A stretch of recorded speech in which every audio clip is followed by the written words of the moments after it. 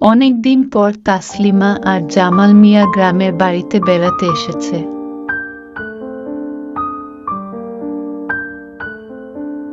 তারা এবার বেশ কয়েকদিন গ্রামে থাকবে।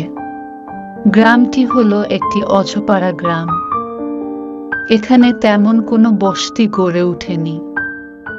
তাসলিমাদের বাসার সামনে দুইটি মাত্র ঘর ছিল। একটি ছিল আলোদের, অন্যটি ছিল কাশেম মিয়াদের। তাসলিমা আলোর মাকে খালা বলে ডাকত। সে ও তাকে অনেক আদর করত এবং নিজের মেয়ের মতোই ভাবত। মঞ্জুর বাপ, অনেক দিন পর গ্রামে আসলাম, চলেন আলোর মা খালার সাথে দেখা করে আসি। না, এখন না, এমনিতেই বিকাল হয়ে গেছে। ঘর দুয়ার ঝাড়া মোছা করতে হবে, রাতের জন্য রান্নাও তো করা লাগবে।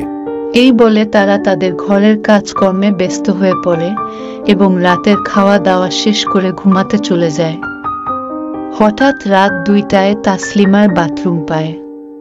মঞ্জুর বাপ, উঠেন তো, উঠেন, আমি বাথরুমে যাব। বাথরুম করা শেষে ঘরে আসার সময় হঠাৎ তাসলিমার একটু দূরে কিছু একটা দেখতে পায়। ওইটা কে রে? আলোর মা খালা না?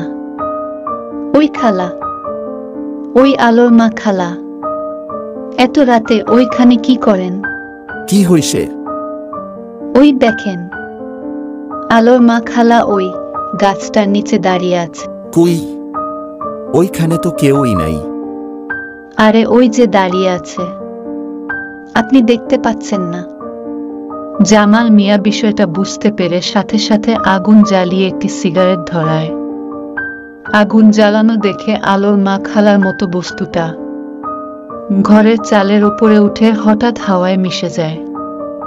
এই ঘটনার পর বেশ কয়েকদিন তাসলিমা অসুস্থ ছিলেন।